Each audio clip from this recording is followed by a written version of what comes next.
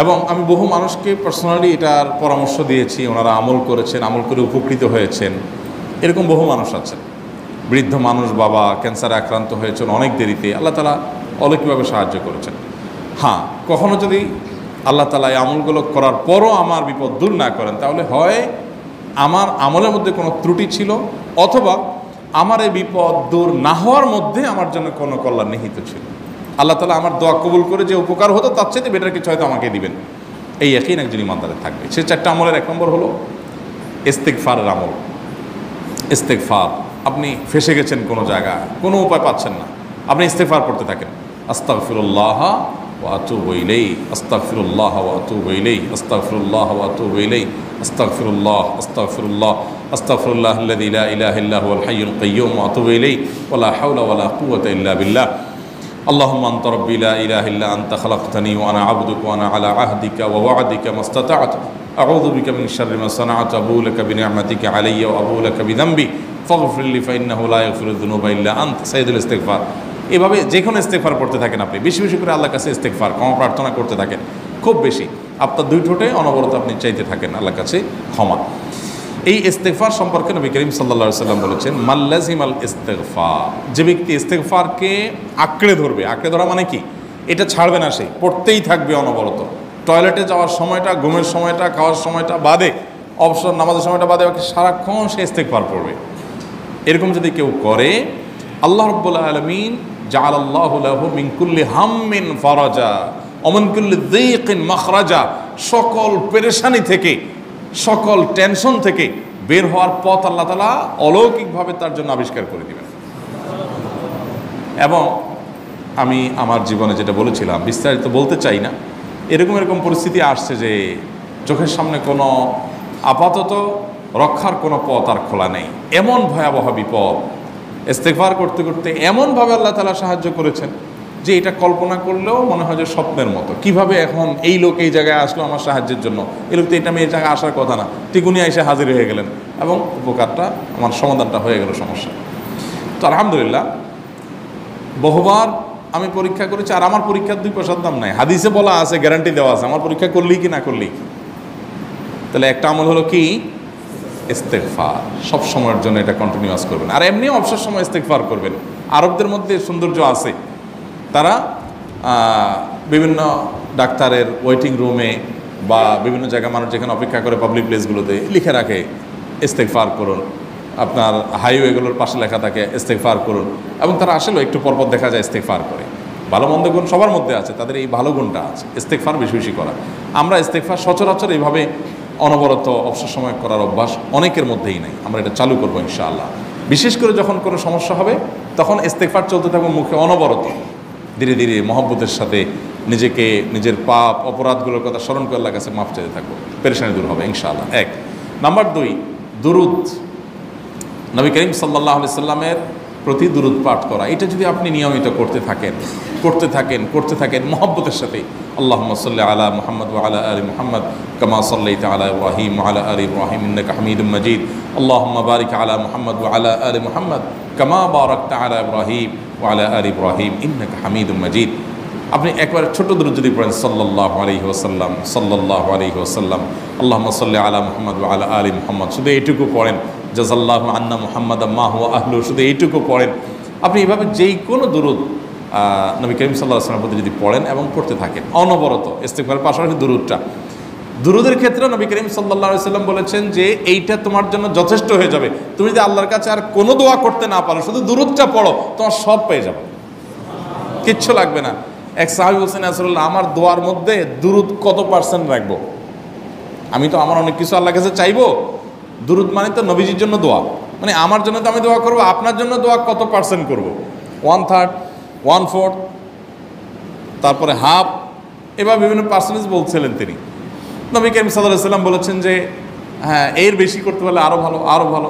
তো ভদ্রলোক এর বেশি, ওই সাহাবী রাদিয়াল্লাহু তাআলা আনহু, তিনি এর বেশি বাড়াতে একটা পর্যায়ে বলছেন যে আমি সব দোয়া আপনার জন্য করি।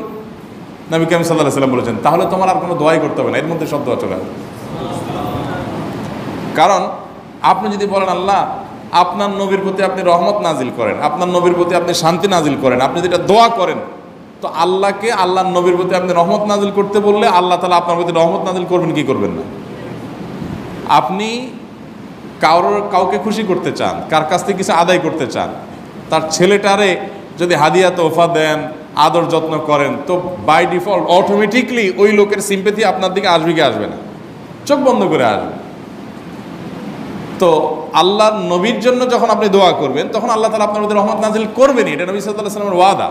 যেই কোনো পেরেশানি, তিনি আরও বলেছেন যদি কেউ দুরূদের আমল করে নিয়মিত, আল্লাহ রাব্বুল আলামিন তার সকল পেরেশানির জন্য যথেষ্ট করে দিবেন। এই আমলটাকে সবগুলো দূর করার জন্য যথেষ্ট হয়ে যাবে।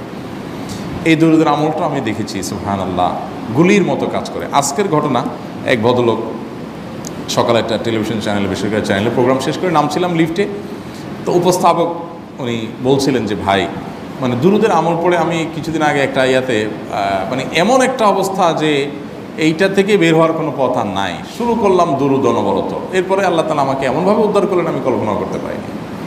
আলহামদুলিল্লাহ এই আমলগুলো করে অনেক ভাইরা আমাকে অভিজ্ঞতা জানাইছেন যে আলহামদুলিল্লাহ তাদের অভিজ্ঞতা অলৌকিক। হ্যাঁ, ওই যে বললাম, কখনো যদি আল্লাহ তাআলা আপনার দোয়া কবুল না করেন তাহলে হয় আমার ত্রুটি আছে, আর না হলে আমার জন্য আল্লাহ তাআলা এর চেয়ে বেটার কিছু রেখেছেন, আমি সেই ইয়াকিন রাখবো ইনশাআল্লাহ বিইذنিল্লাহ। আর এই দোয়াতে সমাধান হবেই হবে, সে বিশ্বাস থাকতে হবে। নবী করিম সাল্লাল্লাহু আলাইহি ওয়াসাল্লাম বলেছেন, হাদিসে কুদসিতে আল্লাহ বলেছেন, আনা ইনদা যান্নি আবদি বি, বান্দা আমার প্রতি যেমন ধারণা করে আমি তেমন আচরণ করি। আপনি যদি চিন্তা করেন, করে দেখি হয় কি না, দেখি ট্রাই করি, তাহলে ওই আল্লাহ তাআলা বলবেন ঠিক আছে দেখতে থাক। আপনি যদি ইয়াকিন করেন যে না, নবী করিম সাল্লাল্লাহু আলাইহি ওয়াসাল্লাম যে বলেছেন অতএব সেটা হবেই, আর আল্লাহ রাব্বুল আলামিনের কাছে আমি ওইভাবেই চাবো যে আল্লাহ দিবেনই, আমি নিয়েই ছাড়বো, ইনশাআল্লাহ গুলি মিস হতে পারে, আপনার দোয়া মিস হবে না। ওই ইয়াকিন, ওই ঈমান আমার মধ্যে আনতে হবে, চেষ্টা করবো তো ইনশাআল্লাহ। তাহলে দুইটা আমল হলো, ইস্তেগফার আর দুরূদ।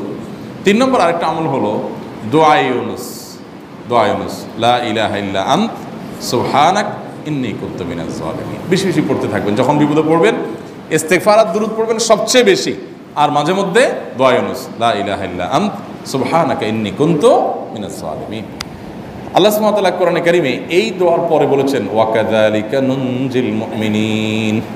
এই দোয়া পাঠ করার মাধ্যমে ইউনুস আলাইহিস সালামকে পৃথিবীর ইতিহাসের সবচেয়ে অলৌকিক ঘটনা, সকল সায়েন্স, সকল আপনার বিজ্ঞানের তত্ত্ব সবগুলোকে আপনার সবগুলোর বিপরীতে বা সবগুলোকে আপনার ভুল প্রমাণ করে দিয়ে ওই জায়গাটার জন্য আল্লাহ তাআলা ইউনুস আলাইহিসকে মাছের পেটে ঢোকার পর সেখান থেকে আবার জীবিত রেখে বের করেছেন। অক্সিজেন অভাবে সেখানে এমনি মারা যাওয়ার কথা, আরও নানা কারণে মারা যাওয়ার কথা, তাই না? কিন্তু আল্লাহ তাআলা তাকে রক্ষা করেছেন, কারণ উনি ওই বিপদে পড়ার পর থেকে এইটা পড়তেছিলেন, লা ইলাহা ইল্লা আনতা সুবহানাকা ইন্নী কুনতু মিনাজ জালিমিন। তো আল্লাহ তাআলা কোরআনে বলেছেন এটা ইউনুস, তার নবী ইউনুস আলাইহিস সালামকে আল্লাহ তাআলা এর মাধ্যমে রক্ষা করেছেন, সেটা তার জন্য খাস না, এটা তার জন্য স্পেশাল না, বরং আল্লাহ বলেছেন ওয়া কাযালিকা নুনজিল মুমিনিন, এটা দিয়ে আমি তাকে রক্ষা করেছি, একইভাবে ঈমানদারদেরকেও এইটার মাধ্যমে রক্ষা করব। এটা বড় অস্ত্র পেয়ে গেলাম। দোয়া ইউনুস বেশি বেশি পড়বো ইনশাআল্লাহ, লা ইলাহা ইল্লা আনতা সুবহানাকা ইন্নী। আমার দেশে আবার দেখা যায় বিপদ হয়ে গেলে তখন হুজুর ভাড়া করে যে ভাই আপনারা সবাই মিলে এটা 1 লাখ বার পড়ে দেন, 1.25 লাখ বার পড়ে দেন, টাকা দিব আপনারা পড়ে দেন। আপনারটা আপনি পড়বেন ভাই, হুজুরদের কাছে দোয়া চান সমস্যা নাই, আর হুজুরদেরকে খাটায়া টাকা দিবেন কেন, এমনি টাকা দিবেন না দিয়া। আর এই দোয়া নিজে নিজে করতে থাকবেন। ইউনুস আলাইহিস সালাম ওই সময় কি লোক ঠিক করছিলেন যে ভাই আপনারা সবাই দোয়া ইউনুস পড়েন, আমি গেলাম, আমি মাছের পেটে গেলাম, আপনারা বসেন সবাই দোয়া ইউনুস পড়া দেবেন, করছেন উনি? ওনারটা উনি করছেন, তো আপনারটা আপনি শুরু করবেন দোয়া ইউনুস না। 4 নম্বর আমল হলো ইয়া যাল জালালি ওয়াল ইকরাম। এটা বিশেষ করে পাঠ করবেন। নবী করিম সাল্লাল্লাহু আলাইহি ওয়াসাল্লাম বলেছেন, আলিজু বিয়া যাল জালালি ওয়াল ইকরাম। ইয়া যাল জালালি ওয়াল ইকরাম এইটাকে তোমরা আঁকড়ে ধরবে। ইয়া যাল জালালি ওয়াল ইকরামের মানে কি? এটা আল্লাহকে ডাকা, আর কিছু না। এবং হাদিসে বর্ণিত দোয়া, এটা মাসনুন দোয়া। ইয়া যাল জালালি ওয়াল ইকরাম মানে হে মহা ক্ষমতার অধিকারী, প্রতাপশালী এবং সম্মানের মালিক। এটা বলার মানে হলো আল্লাহর কাছে নিবেদন করা, যেহেতু আপনার প্রতাপ আছে, আপনার জালাল আছে, আপনার বড়ত্ব আছে, হে বড়ত্বের অধিকারী এবং হে সম্মানের অধিকারী, আপনার যেহেতু আল্লাহ তাআলা এটা, আপনার যদি এটা আছে, অতএব হে আল্লাহ আপনি আমাকে এটা দান করুন, আপনার সেখান থেকে আমার প্রতি রহম করুন, আপনার সেখান থেকে আমাকে, আপনার বড়ত্ব থেকে আমাকে আপনি হেফাজত করুন, আপনার একরাম থেকে আমাকে আপনি, তা দিয়ে আপনি আমাকে রহম করুন। তো সেই দোয়া আল্লাহ তাআলার কাছে নিবেদন করতে পারি, ইয়া যাল জালালি ওয়াল ইকরাম। এর পাশাপাশি তাহাজ্জুদের নামাজ, এবং যে কোনো নফল নামাজ।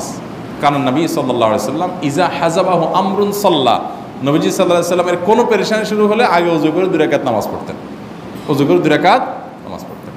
আমাদের যখন পেটে ব্যথা শুরু হয় আগে কার কথা মনে পড়ে? ডাক্তারের কথা মনে পড়ে। যখন গায়ে জ্বর আসে সবার আগে মনে পড়ে কিসের কথা? নাপা, নাপা, ঠিক না? জ্বর আসছে গায়ে, সবার আগে আমরা কি চিন্তা করি? নাপা। নাপা আপনি চিন্তা করেন, খান, নিষেধ না তো, ওষুধ গ্রহণ করা সুন্নত। নবী সাল্লাল্লাহু আলাইহি সাল্লাম নির্দেশ করেছেন ওষুধ সেবন করতে, আপনি করেন, ভালো কথা। কিন্তু ইমানদার সব কিছুর আগে ব্যথা আসছে, তাহলে ব্যথার জন্য একটা ওষুধ দোয়া শিখেছেন, দোয়াটা আগে করবে, পাশাপাশি ওইটা করবে। এলো ইমানদারের কাজ। আমরা আজকাল ইমান থেকে অনেক দূরে সরে গেছি। আল্লাহ আমাদের সেই ইয়াকিন দান করুন। তাহাজ্জুদের সময় দোয়া, অনেক বেশি দোয়া কবুল হয়। তাহলে 4টা আমল ইনশাআল্লাহ আপনাকে এই ভয়াবহ বিপদ থেকে উদ্ধার করার জন্য সাহায্য করবে ইনশাআল্লাহ।